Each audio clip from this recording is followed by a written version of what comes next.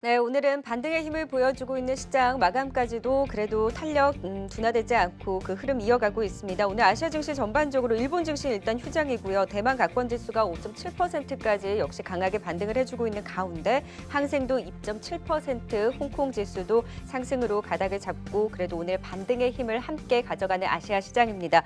현재 코스피 시장 1541선, 코스닥 시장도 460선 회복하면서 5에서 7%까지 반등 탄력적인 흐름 이어가고 있는데요. 마감까지도 더 탄력 확대해 나가기를 바라보면서 마감 전략 세워보도록 하겠습니다. 이에 앞서서 최근에 변동성을 확대하고 있는 원자재 시장, 유가를 필두로 해서 자세한 긴급 진단 이어가도록 하겠습니다. 3부 바로 시작합니다.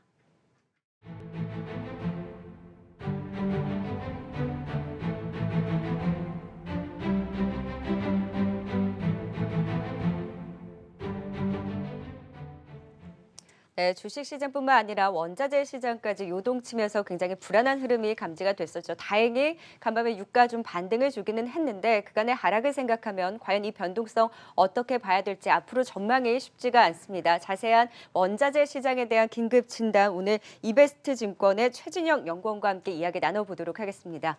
어서 오세요. 안녕하십니까.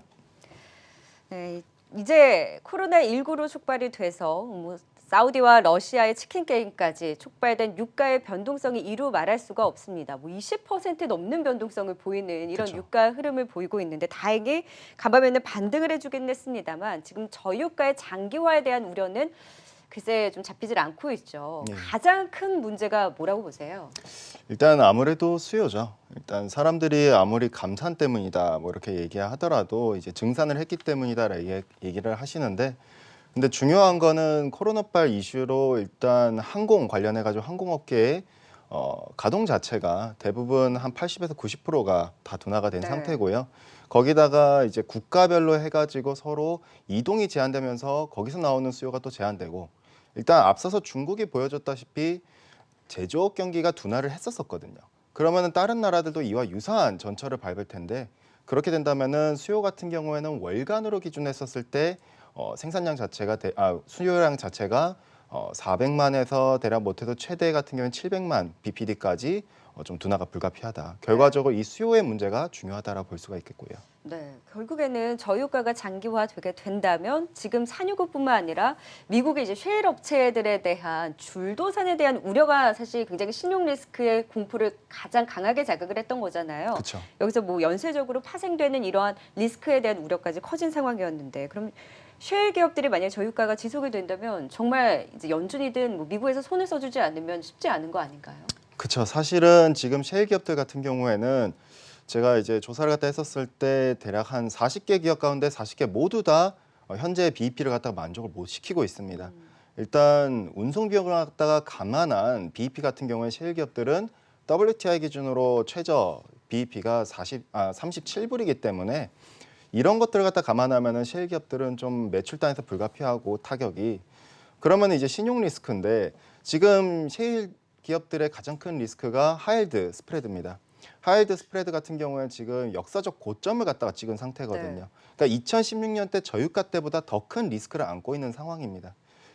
거기다가 앞으로 7년 동안 셰일 기업들 같은 경우에는 부채의 63%가 앞으로 710억 달러의 이자 상환을 갖다 부담을 안고 있기 때문에 굉장히 클 텐데, 부채 비율만 놓고 봤었을 때는 40개 기업 가운데 대략 한 38개 기업이 부채 비율은 안정적입니다. 100% 언더를 갖다 하고 있고, 2016년 때 대략 한 17개 정도 기업만이 언더를 갖다 한 걸 갖다 감안을 하면은 분명 그때 수준보다는 안정적이지만 유동 비율이 문제다. 즉 저유가가 장기화됐었을 때 낮은 유동 비율을 갖다 감안을 하면은 결과적으로 셰일 기업들 같은 경우 이자 상환 부담도 어렵고 낮은 이제 부진한 업황 때문에 그렇다면은 줄도산이 불가피하다. 2016년 수준에는 800억 불 규모가 부도가 났거든요. 그러면은 작년도를 갖다 비교했을 때 작년은 280억. 올해 같은 경우에 2016년만큼은 아니지만은 전년도 수준의 이상으로 상회하는 대략 한 2배 가량 부도가 좀 불가피하지 않을까 정도로 이해하시면 될 것 같고요. 네, 그렇다면 지금 이제 미국 안에서 좀 선을 써준다면 이러한 부분들을 막을 수는 있나요? 뭐 일단은 최근에 뭐 말씀하셨다시피 이제 CP나 이런 쪽으로 해가지고 회사채를 갖다 매입한다는 얘기들이 조금씩 나오곤 있는데, 문제는 결국에는 하이드 말 그대로 신용 등급 자체가 낮은 기업들이 네. 리스크거든요. 과연 은행들이 그 리스크를 갖다 부담을 안고 떠안을 수 있을까? 그거에 대해서는 사람들이 퀘스천이 붙을 수밖에 없기 때문에 네. 연준도 선뜻 무언가 갖다 하기에는 굉장히 많이 고심이 될 겁니다. 그러니까 긴급 처방도 쉽지가 않고 결국에는 지금 단기적인 어느 정도 조치를 한다고 하더라도 정말 근본적으로 막을 수는 쉽지가 않다라는 거잖아요. 그쵸. 결국에는 유가가 반등을 해줘야 되는 부분인데 산유국들의 이제 사우디와 러시아의 치킨 게임 여기에 이라크는 뭐 긴급 회의를 요청을 했다라고는 하는데 산유국들 안에서의 이런 감산의 움직임으로는 유가 반등시키기는 글쎄 역부족으로 보시나요? 저는 일단 어렵다고 보고 있습니다. 네. 앞서서 언급드렸다시피 지금의 위기는 실물의 위기이자 즉 수요의 위기거든요. 그러니까 2016년도 같은 경우에는 공급 과잉이었기 때문에 저유가가 발생했다면은 2008년도는 수요의 위기였었습니다. 근데 지금은 수요와 공급의 위기가 동시다발적으로 일어난 시장이거든요. 결과적으로 앞서 언급드렸다시피 수요가 매달 못해도 이제 최소 400만에서 최대 700에서 800만 bpd까지 이렇게 둔화되는 상황에서 오펙 플러스가 현행 감산 기준이 210만 배럴입니다. 일평균. 그럼 여기서 추가 감산을 해봤자 360만 배럴인데 결과적으로 수요의 둔화를 갖다가 해소를 못 시키거든요. 그렇기 때문에 감산 공조가 재개된다 하더라도 이 같은 저유가 상황 갖다 막기는 어렵다라고 볼 수가 있겠고요. 네. 자, 그러면 지금 저유가 상황, 그럼 유가의 흐름을 어떻게 전망을 하세요? 유가 같은 경우에는 저희 같은 경우에 일단 지금 최저 하단을 갖다가 여기서는 이제 WTI 기준으로 17불까지도 바라봐야 되는 거 아닌가라고 좀 접근을 하고 있고요. 오늘 새벽 때 나왔다시피 트럼프 대통령이 뭐 적시에 좀 어느 정도 시간을 갖다 가져서 개입을 하겠다 네. 이런 식으로 얘기를 해줬지만 뭐 사실 그 가능성 여부에 대해서는 아무도 모릅니다. 과연 사우디가 정말 감산을 재개해줄지 러시아를 제재한다 하더라도 정말 그 효과가 나올 수 있을지에 대해서는 퀘스천이 붙는 부분이고요. 네. 그렇기 때문에 유가의 하단 같은 경우는 WTI 17불 많이 올라봤자 네. 상단 같은 경우에는 40불 이상으로 올라가긴 좀 어렵지 않을까라고 보고 있고요. 네. 그러면 결국에는 하단이 17불, 40불까지는 가기는 쉽지 않다. 이제 상단이 거기에 제한된다라고 본다면 현재는 그 박스권 안에서의 딱 중반 부분에 있는 거잖아요. 그렇죠. 그래서 유가에 그래도 상승에 베팅한 레버리지에 대한 관심을 갖는 분들이라면 그래서 어떤 의견을 주실 수 있을까요? 저 같은 경우에는 일단 오펙 플러스 회의가 일단 불발이 됐었을 때 감산이 거기다가 추가로 팬데믹 지금 코로나 이슈가 전 세계적으로 대유행이 된 상태를 갖다 감안한다면은 레버리지 상품 이런 걸 갖다 투자하시기보다는 그냥 지금 현재로서는 지금은 이제 실물의 위기이기 때문에 오히려 캐시를 갖다가 계속 보유하고 있는 게 더 네. 낫다라고 볼 수가 있겠고요. 그리고 지금 결국에는 17불에서 거의 뭐 40달러 이하 안에서의 박스권 움직임이라고 한다면 결국엔 저유가가 장기화된다라는 건데 여기에서 지금 미국 셰일 업체들의 신용 리스크도 결국에는 계속 염두에 두고 지켜봐야 된다라는 그쵸. 걸로 해석을 해볼 수가 있겠네요. 예.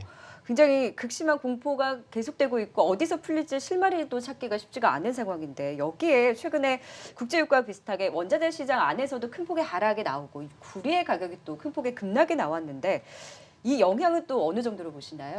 구리 같은 경우에는 일단 실물의 경기를 갖다 제대로 반영했다고 보고 그러니까요. 있습니다. 네. 즉 주가가 먼저 선행적으로 반영을 하고 그 다음에 원자재가 반영을 했는데 구리가 기존에 저희가 봤을 때는 5천 톤당 5,400불을 갖다 언더할 경우에는 이거는 이제 리세션에 좀 시장이 반영하는 거 아니냐라고 접근을 했는데 이미 지금 4,000달러대까지로 내려온 상태고요. 중요한 거는 그럼 구리가 좋아질 만한 뭔가 없을까를 갖다 놓고 보시는 분들이 계실 텐데 다들 얘기하신 게 중국발 수요 기대감입니다. 근데 중요한 거는 중국은 글로벌 50%의 소비를 갖다가 구리 소비를 하지만은 분명 최대 소비국이지만은 방향성이 바뀌었다는 겁니다. 네. 지금 중국이 하고자 하는 인프라는 즉 구리 관련 전통 인프라나 부동산 개발 투자가 아니라 신형 인프라 즉 데이터 센터나 5G 내지는 전기차 충전 시설, 지하철 아니면은 뭐 특고압 송전 설비 이런 것들이기 때문에 실질적으로 우리가 하는 구리와 관련된 소비가 아니라는 것이죠.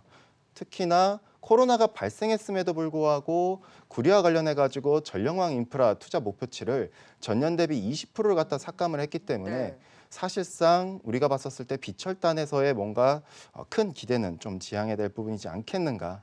결과적으로 저희가 당사에서 좀 전망했었던 부분은 올해 여전히 비철을 갖다 안 좋게 봤지만 더 좀 극심하게 안 좋다. 그런 부분에서 비철단에서도 올해 같은 경우에는 좀 더 지양해야 될 부분이지 않겠는가 이렇게 보고 있고요. 네. 어디에서도 희망을 찾기가 쉽지가 않아요. 지금 위험자산 쪽에 대해서는 다시 좀 보수적인 관점 이야기해 주셨는데 안전자산 안에서 이제 상품 시장 금은 그럼 좋게 보시나요? 금은 여전히 좋게 보고 있습니다. 네. 저희가 기존에 작년도 연말에 연간 전망에서 온스당 1,600달러를 갖다가 전망을 했었는데 여기서 이번에 QE 즉 연준의 QE와 제로금리를 갖다가 발표하면서 전망치를 갖다가 상향하면서 1,800까지도 이제 터치가 가능하다라고 네. 좀 접근을 했고요.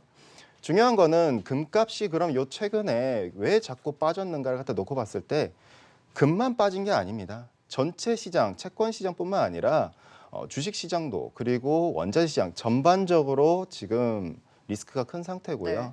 지금은 마진콜, 즉 여타 자산에서의 마진콜에 대비한 현금 수요가 늘어나면서 금마저도 지금 차익 실현을 하고 있다. 근데 이 같은 현상은 2008년 때도 동일하게 나타났었기 때문에 사실상 뭐 이번만의 사건이라 보기는 어렵고요. 그렇다면은 금 같은 경우에는 지금 주식 시장이 안정될 때뿐만 아니라 여타 자산 시장도 안정됐을 때가 올라갈 타이밍이다. 즉 지금의 리스크가 좀 더 완만해졌었을 때 지금 어차피 제로금리에다가 유동성이 풍부한 상황이기 때문에 안전자산으로서가 아닌 결과적으로 무이자 자산이자 인플레 해지 자산이라는 수요로 금은 더 올라갈 수 있다라고 봐주시면 될 것 같고요. 네. 그러면 현 시점에서 금이 낫습니까? 달러를 갖고 있는 게 낫습니까? 지금 현재로서는 단기적으로는 달러화를 갖다가 보유하고 있는 게 더 낫다고 보고 네. 있습니다. 결과적으로 달러. 네. 캐시를 갖다가 지금 현재로서는 보유하는 게 더 적합하다라 보고 있고 결과적으로 우리가 금 가격 같은 경우에는 주식 시장에 어느 정도 진정이 됐었을 때를 갖다가 접근하자라고 보기만 될 것 같고요. 그럼 구체적으로 자산 전략을 좀 세워 주신다면요. 전략을 갖다 세운다면은 지금 원자재 안에서 위험 자산에 분류가 되는 에너지나 비철보다는 여전히 귀금속 특히 금에 대해서 좀 더 비중을 갖다 채워나가자. 다만 단기적으로는 캐시를 갖다 들고 가고 어차피 비철금속은 지금 중국이라는 수요가 그만큼 기대를 갖다 못 발휘할 것입니다. 네. 과거와만큼. 거기다 추가로 에너지는 수요 쇼크도 나왔지만은 공급 쇼크도 나왔기 때문에 사실상 리스크가 큰 상황이고요. 그렇기 때문에 지금은 주식시장을 갖다 관망을 하면서 여타 자산 시장이 안정될 때까지 기다리다 금에 대한 매수 전략을 갖다가 적극 펼치기를 권고하는 부분입니다. 네, 오늘도 원자재 시장에 대한 진단과 더불어서 자산 전략까지 도움 말씀 들어봤습니다. 지금까지 이베스트증권 최진영 연구원과 함께했습니다. 말씀 고맙습니다. 감사합니다.